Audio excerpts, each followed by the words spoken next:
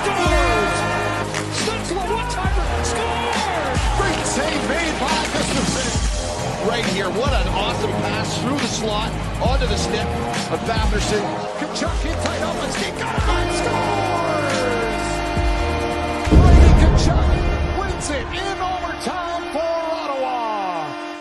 Welcome to Sens Talk. My name is Brandon, and I am your host. Now, before we get started, please follow us on Twitter at SensTalk_, and on Instagram at SensTalk. We'll go to SeatGeek.com and use promo code SensTalk to receive $20 off your first purchase. It's a great deal. Make sure to take advantage of that today. Now, this Tuesday, or last Tuesday, I guess, Matt Søgaard, the Senator top goaltending prospect, joined the show. He came on to discuss his Olympic dreams, his time qualifying with Denmark this summer for the Olympics with that national team, his time training with star winger for the Winnipeg Jets, Nikolai Ehlers, talking and discussing the Ottawa Senators with Mikhail Bodker and more. So Matt Søgaard was a fantastic interview. Thanks again, Matt, of course, for joining the show.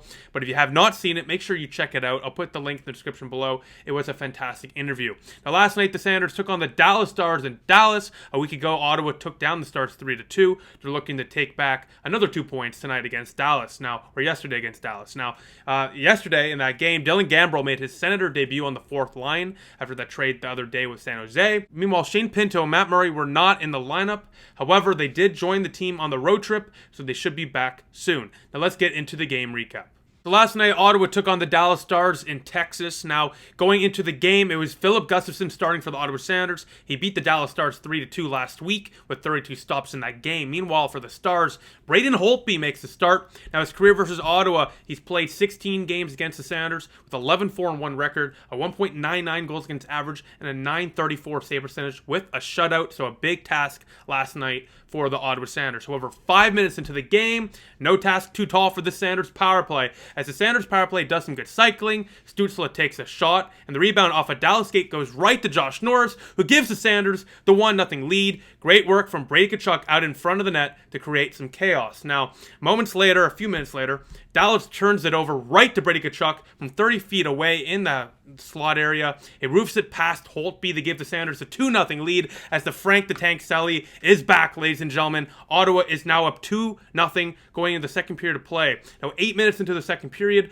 Zub takes a shot from the point. Batherson intercepts the puck, fires a fast pass to Josh Norris. They put it in, is Josh Norris to give the Senators a 3-0 lead. He buries it for a second of the game, and Ottawa now leads by 3 goals on the board. It's 3-0 Senators. A few minutes later, Joe Pavelski on the power play cuts the lead to 2 for the Ottawa Senators to make it a 3-1 game. He rips the top shelf on a one-timer pass Filip Gustavsson blocker's side from a cross-crease pass. Dallas on the power play cuts the lead to 2. It's a 3-1 game. We go into the third period of play, and 4 minutes in, Tim Stützle through the neutral zone makes a nice little move, then drops it off to Connor Brown. Connor Brown sees Victor Mete trailing on the right hash mark side. He throws the puck right across the ice to Victor Mete. Now Victor Mete, as he pinches towards the net, Connor Brown goes towards the net to get a clear opportunity to tip in a goal, and Victor Mete sees this, a slap pass to Connor Brown, and the Senators are up by 3 once again. It's a 4-1 game. Victor Mete with a great slap pass to Connor Brown, downtown Connor Brown, as their Ottawa Senators win it 4-1 over the Dallas Stars. They're now 3-4 on the season. A well-earned victory for Ottawa Senators. The offense came through, and the goaltending definitely came through. Let's discuss that and more in my game notes. Let's get to that now. Now, before we get into the game notes, I just want to mention that the Stars' neon third jerseys are absolutely atrocious. My eyes are still burning from the neon green. Neon green with very dark black. You will not miss the Dallas Stars on the ice, I promise you. It's funny. Whenever I used to watch with my grandparents, or still watch with my grandparents anyways, the Montreal Canadiens, there's usually a guy or whatever behind the net wearing neon. And, we always used to call out that guy because, why you got to be that guy? Why do you got to distract the game?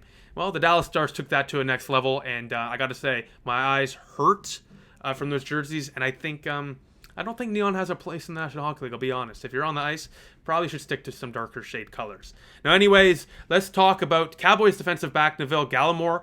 He repped the Senators last night. Of course, he's from Ottawa, Canada, but he repped the Senators with a nice 3D jersey last night. He did put on the Dallas Stars jersey briefly as the crowd basically peer pressured him, but he quickly, as you can see here, started to take it off throughout the game, and then at the end of the game, ultimately met up with the Sens, the boys, after the game. So, shout out Neville Gallimore, great defensive player for the Dallas Cowboys, repping the Senators in the enemy territory. Now, last night, Filip Gustavsson was absolutely phenomenal, and he stole this win for the Ottawa Senators. Last week against Dallas, he stole that win too with 32 stops, and today, or yesterday, 38 stops against the Dallas Stars. Multiple breakaway stops, some insane stops with the stick and blocker and everything.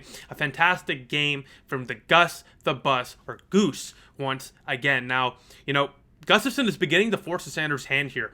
What do they do moving forward with 3 goalies, frankly, that are ready or NHL caliber? Listen, Matt Murray is not going anywhere, especially on that contract.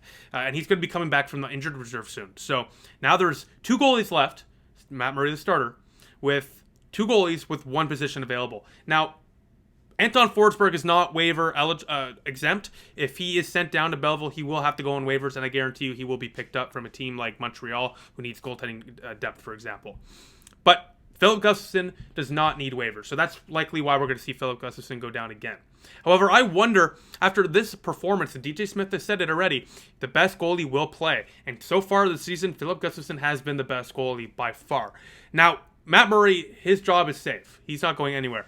But I do start to wonder if the Sanders start to explore ideas of potentially trading Anton Forsberg if they feel Gustavsson is ready. I think, Matt Murray, he's not going to play more than 45, 50 games this year, which leaves Gustavsson 15 to 20 games. That's a good amount of games, especially for your first go-around in the National Hockey League as a goalie. So I think Gustavsson has proved that he's ready to handle the load, and I think it's kind of putting Forsberg in the 3rd spot right now. Now, I think once Murray comes back, Gustavsson will go back down to Belleville. But I think in the near future, the Senators are going to have to make a decision here because Mandolese and Sogard in the AHL are doing pretty good, and they need some development down there. And Gustavsson is clearly ready for the National Hockey League. So I do wonder what they do with Anton Forsberg moving forward, because I do think he has some value. I think he's built up some value for himself during his short time with Ottawa so far. And I don't think it would be difficult for them to find some suitors in regards to a trade. Now, Josh Norris in his last 4 games has 5 goals after last night's 2-goal performance. Now, Ottawa seriously should start looking into locking up Norris long term. He is clearly a huge piece of this core moving forward and will only continue to get more expensive as time goes on. Now, Josh Norris, he's definitely a top 6 center for this team for the long run. He's the best friend of Brady Tkachuk, of course, so I don't think there'll be issues of him staying. However, I think it would be smarter to sign him long-term right now for a value that's a little lower than he could be making by the end of this year. He's clearly Ottawa's best power play weapon. Like last year, he had 6 goals on the power play, another goal last night on the power play. Josh Norris is a great net front presence. Has a good shot, good calm game, good 200-foot game. Defensively too, you can't complain about Josh Norris's game much. So for Ottawa, obviously they just signed Brady Tkachuk, Drake Batherson, a bunch of guys long term this offseason. But now Josh Norris is the next guy up, and before we get into contentious arguments and contract negotiations like what happened with Brady Tkachuk, let's sign this guy long term, and let's not have to worry about it, Ottawa. Now the Sanders last night allowed 38 shots or 39 shots, and the Sanders this season have basically averaged around 32 shots per game, which is why we're 3-4 instead of like 5-2. The Sanders desperately need to clean up the number of shots they give up per game. Otherwise, it will be very tough for them to be competitive whatsoever in the standings this season. If Ottawa wants to make a playoff push or be competitive, they need to let the shots decrease exponentially moving forward. Because listen, you can't rely on your goalies to make 40 stops a game. That's just not sustainable. You will not win a lot of games doing that, and it also will hurt some of your development for some of your players too. Because if you're in your own offensive zone often, that's not great for your forward prospects and young players in the forward core. So overall, Ottawa definitely needs to fix the defense, and that's kind of mismanagement from from Pierre Dorion and co. Frankly, they didn't really bring in anyone of substance except Holden to help out that blue line, and where is Jake Sanderson? Can't wait for him to come up because that's going to really change things. But right now, it's a little brutal. I would definitely give Brandstrom a shot, though. I think it's time for him to get another opportunity in the National Hockey League. But we'll see. Regardless, Ottawa desperately needs to cut down the shots per game allowed. Besides that, let's get to the Sens Talk Star of the Night, voted by you, the fans. The Sens Talk Star of the Night, voted by you, the fans, is Filip Gustavsson with over 80% of the vote. Last night, Gustavsson stopped 38 shots, multiple breakaways, some big stops.